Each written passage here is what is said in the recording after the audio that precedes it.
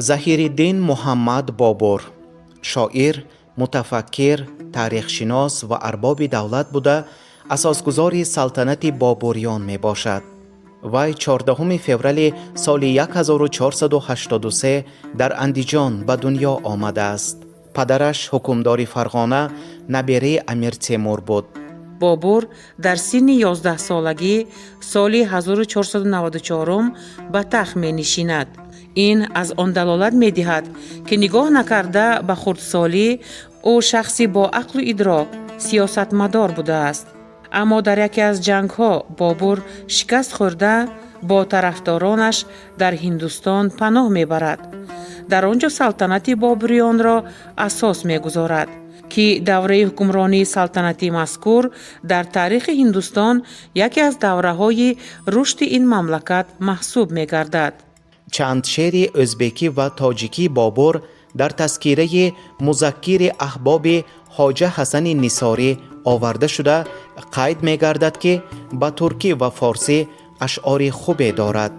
در دیوان نوی بابر که آن را عالمه ادبیات شناس شفیقه یارقین با الهه ها به نشر آماده کرده است، در بین اشعار ازبکی این دیوان 1 غزل، 10 رباعی، 4 قطعه، 12 فرد و نامه هست که به زبان فارسی تاجیکی نوشته شدند. متخصصان آوردند که بابر به تاجیکی شعر گفتن را از 17 سالگی شروع نموده است. نخستین بیت او چنین است: هیچ کس چون من خراب و عاشق و رسوا مباد، هیچ محبوب چو تو بی رحم و بی پروا مباد. بابر معنی عمر انسان را در نکوکاری دانسته به جواب نبودن نیکی و بدی را یادرس می کند. هر کس که وفا کند وفا می بیند، هر کس که جفا کند جفا می بیند.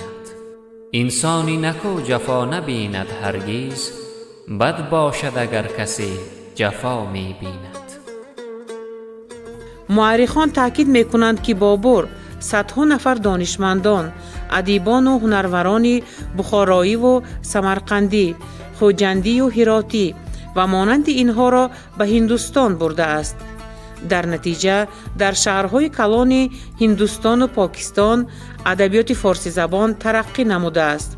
در بین شاهزاده های تیموری ظهیرالدین محمد بابر دو مفهوم از هم دور، شاه و شاعری را در قلب خود مجسم گردانده توانسته است. در هندوستان در دوام 332 سال حکمرانی بابریان شعر فارسی تاجیکی به موقع بلند صاحب گشته، زبان فارسی تاجیکی همچون زبان مدنیت و معرفت قرار گرفته است. میرزا بابر سال 1503 در هندوستان عالم هستی را پدرود گفته است.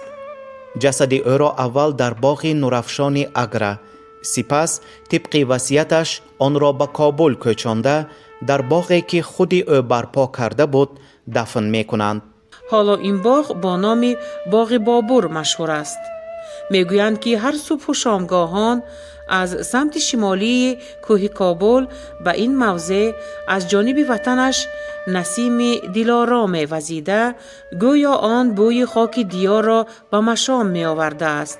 سبب مأوای خیش قرار دادن این منزل از این خاطر بوده است که خود شاعر گفته بود: قسمت به سرم درد و بلاها آورد، هر کار که کردم به خطاها آورد.